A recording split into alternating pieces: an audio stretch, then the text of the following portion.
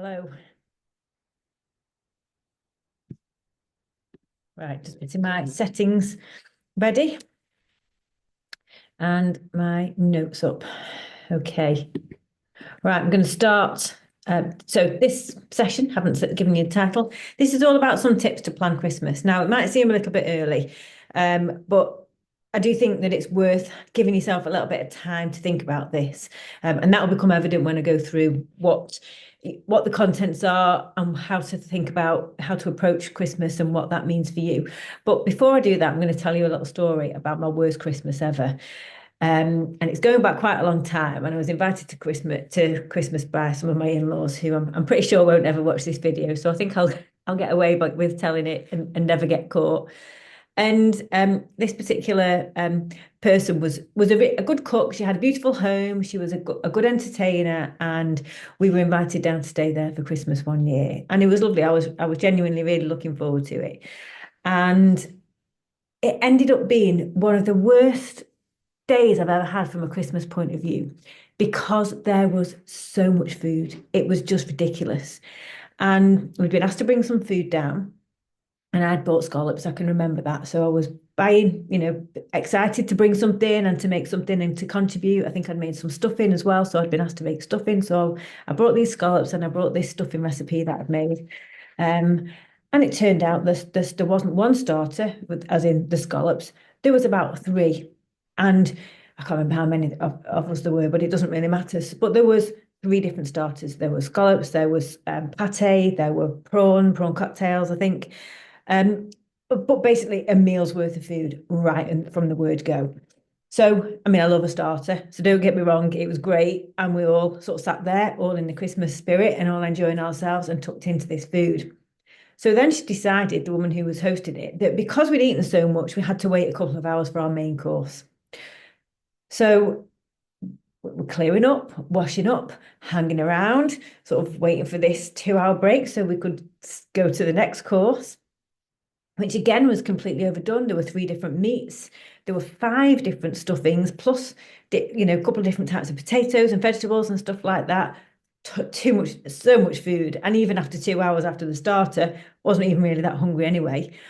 But it was Christmas Day. She put on all this work and we launched into this big, massive main course.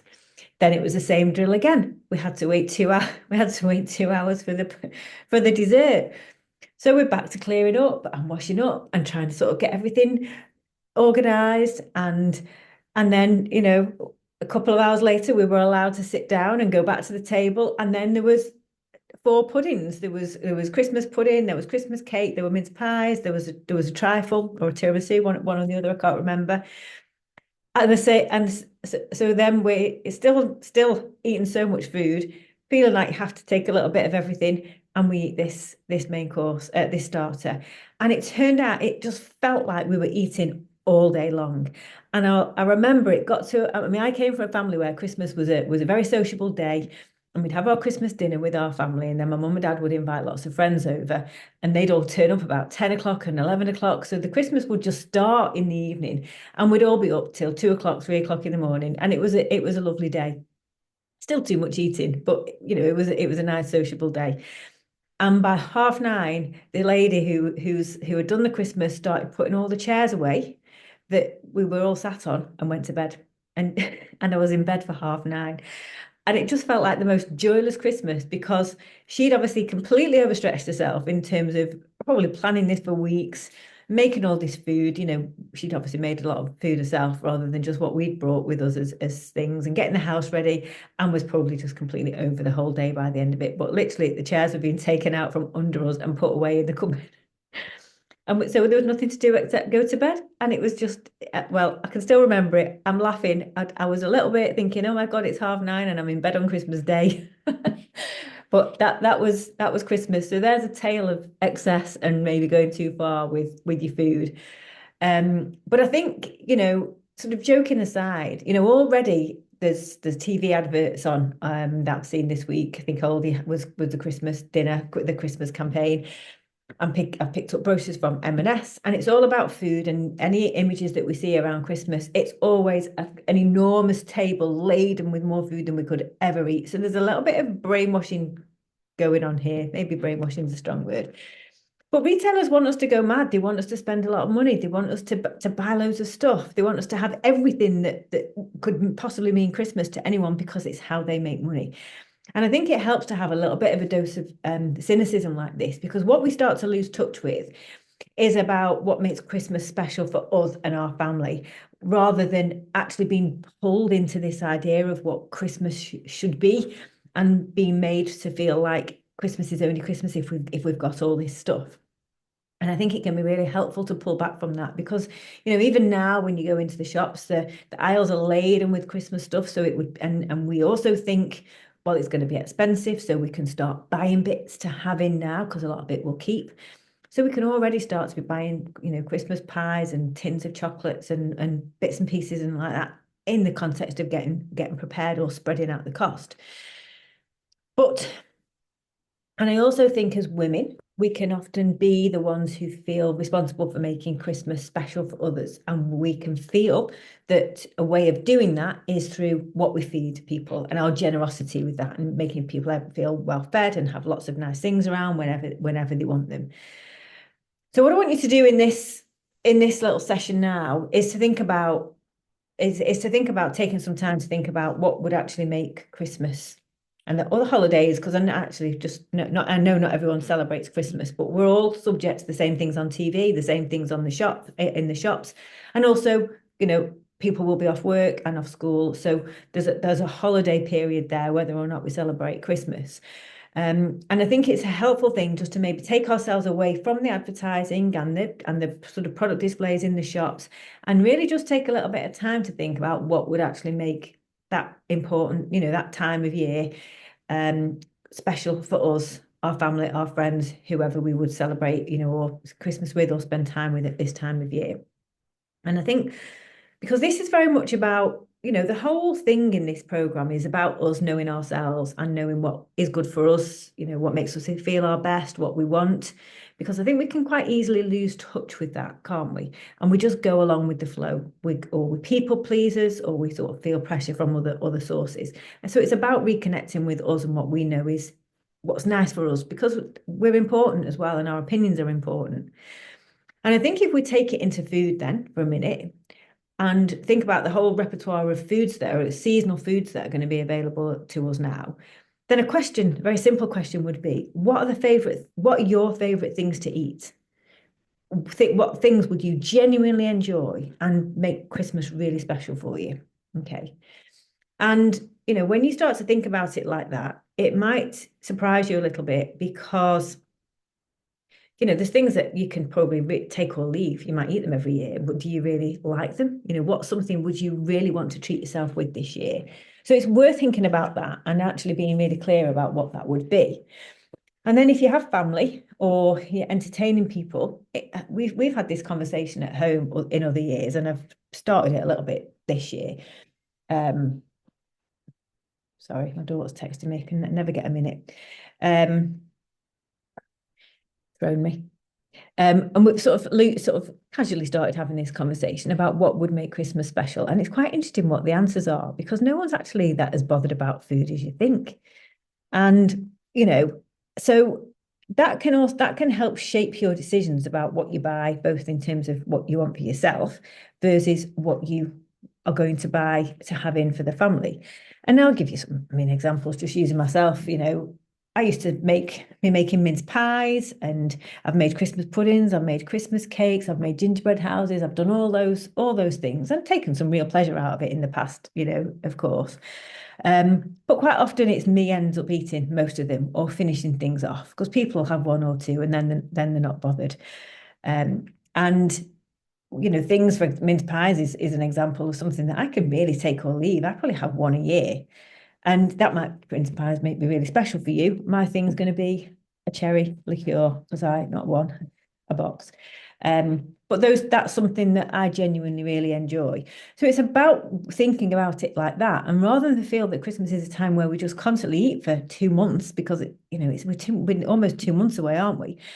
and eating things that are just there because people are saying that we should have them. Let's start to become a little bit more selective about what is worth it for us. And that's key. But also, it's a very interesting exercise to start realizing what you're genuinely not bothered about. Okay. Now, lots of the times when I'm talking about this, I'm talking about treats, or the inference is that we're talking about treats. So the sweets, the crisps, the less healthy food.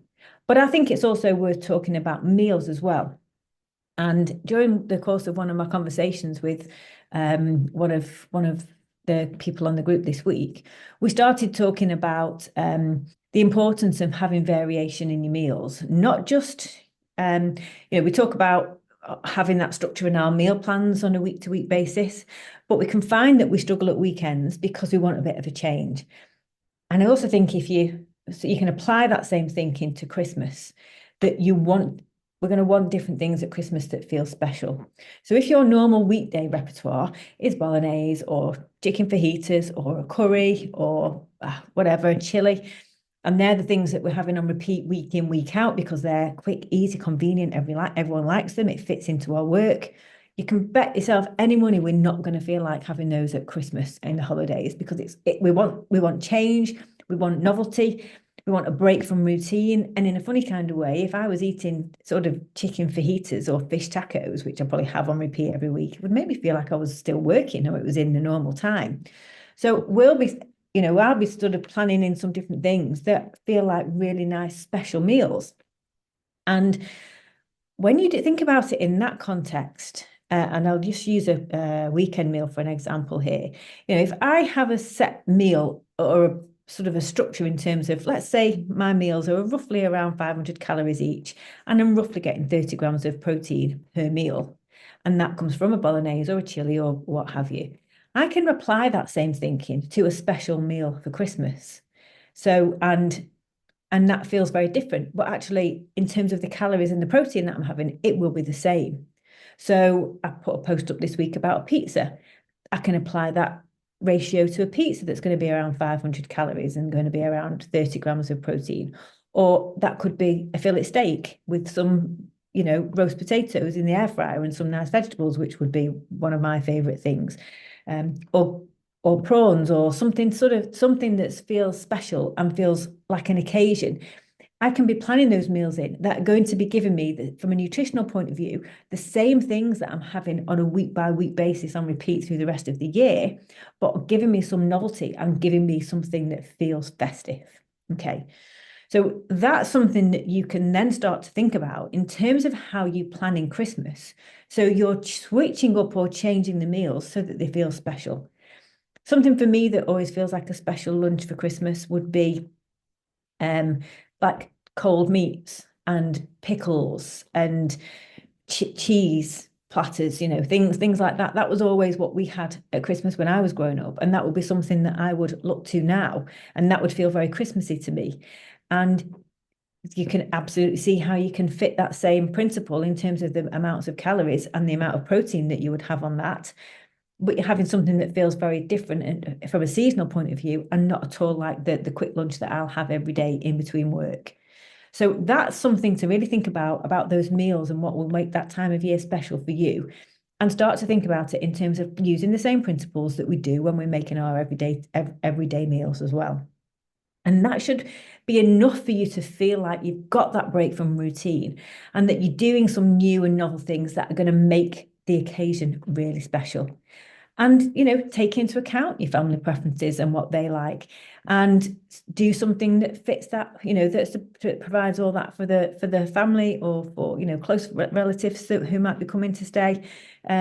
Because you can adapt what people's preferences are to the most part to follow that format and that formula. So you're going to be eating well, you're not going to be eating loads of extra calories, but you're going to feel like you're having that really important break from routine and you're in this festive spirit. Okay. And I think something else to think about as we're planning Christmas is to make the conversation or make the occasion about more than just food. If I look back, I mean, my children I've got stepchildren and I've got a daughter, but the boys are a lot older now. And if I look back fondly at the things that we did when they were young, it's about the memories. They're probably would barely talk about food or remember what I'd ever given them or bought, spent a fortune on. Things that they were always excited about were decorating the Christmas tree. We did a lot of crafts to sort of make snowman houses or little paper stars and snowflakes to hang up in the house, or going ice skating, or doing the rounds and visiting family to take presents and cards. They're the things that when you look back at that made Christmas special. And it's very easy for us to sort of forget about that and sort of almost put all our attention on food and what we're going to eat. But looking at other things can make this time of year as special. Okay. So I think it's worth thinking about having a plan. Now, just roll back before I say that. I don't want to tell you what to do. If you're being told that you should do something, then it's not, it doesn't work. We're all grown-ups, we're adult women, we know our own minds. So this is about you making a decision about what would be a good Christmas for you and what would be a good approach for you. So you may not want to have a plan, but think maybe having a plan or even a loose plan might actually be quite helpful rather than going into a week or 2 weeks off work where, in a funny kind of way, boredom can get the better of us. We can be really busy all the time. Then suddenly we don't know what to do with ourselves. And we can struggle actually with that change of pace. And we can use that to find ourselves in the kitchen looking for a mince pie or a piece of cheese or, I don't know, celebrations or whatever it would be. And we just have to be mindful of that, because that's not what we don't want to sort of be falling into that habit over Christmas, because nobody feels good when they've spent a day eating too much, or when that one day's turned into a week and you just feel awful by the end of it. So having a plan, even a loose plan, can actually be really helpful to go into Christmas with. And I think what would probably work better for most people would be having a loose plan, like a list of meal options, rather than a fixed, this is what we're having on Christmas Day or Boxing Day and the day after. That really probably wouldn't feel very Christmassy or very festive. But if you knew that you had a nice list of meal options that included all your seasonal favourites, so you could, have that flexibility to choose as you go along, then I think that could be something that worked really well for you. And you've had the time to almost plan that out. You're going to have to do some shopping lists and planning anyway to get the food in. But you know that you're building it around your favourite things. But you also know that by doing that, you're going to roughly be hitting your calorie and your macro targets. So it's good, or your protein targets, I should say. So it's going to feel quite easy. Okay. And so that's a couple of things just in terms of planning what you buy. Then let's assume that we're all going to be buying some things either for ourselves or from other people that fall into the nice, but we don't want to eat too many of them categories. With this, I think it's key. Temptation's a big thing at Christmas, and being tempted. You're not going to be tempted by something if it's not there. So only buy things that you know you want to eat or your family want to eat. Don't just buy things just in case. Don't fall into the sort of trap of picking things up and putting special offers into your supermarket if no one wants them except you. So you won't be tempted if things aren't there for you to be tempted with. Now, then the things that you do buy, that you do want, keep those things out of sight, in cupboards, on shelves, rather than just leaving a tub of chocolates on the floor in the lounge or having mince pies that sat out on the counter. Because you'll only just pick them up and eat them mindlessly as you walking past them. Whereas if you don't see them, you probably forget they're even there. And that's a really effective tactic to take, that we keep things out of the way, so that out of our sight. So that adage of out of sight, out of mind is really effective. And if you're buying things for children, say, who do want to have more stuff, give them a separate cupboard. Put them in a box, put them in somewhere that's a faff for you to get hold of. Because again, if we make it more difficult for ourselves to get things, we won't be able to be bothered to do that. Okay, so that is pretty short and sweet, hopefully, guide on how to think about Christmas and planning Christmas.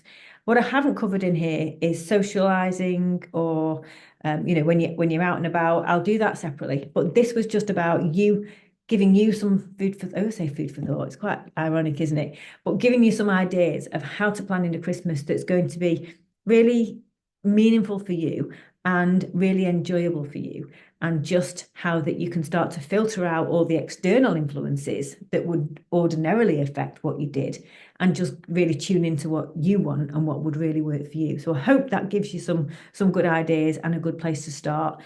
And I would start having some, conversations with people, or just thinking about it from yourself.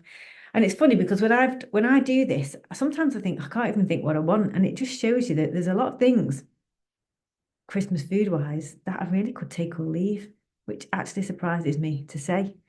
And it surprises me to realize that, because in the past I've been the sort of person who's just eaten everything that moves. But in case you're wondering, the things that I will definitely be having, or that will be on my list, will be tiramisu and cherry chocolate. What are they called? Cherry liqueurs. So and really, I can probably take or leave everything else, but they're the two that I'll definitely be going for. Right then, hope that's helped, and I'll put some more of these sort of Christmas themed ones on, sort of in line with sort of helping us plan a good Christmas, and hopefully we won't be making those sorts of Christmas dinners that I went to all those years ago. All right then, have a lovely afternoon, and I'll see you soon. Take care. Bye.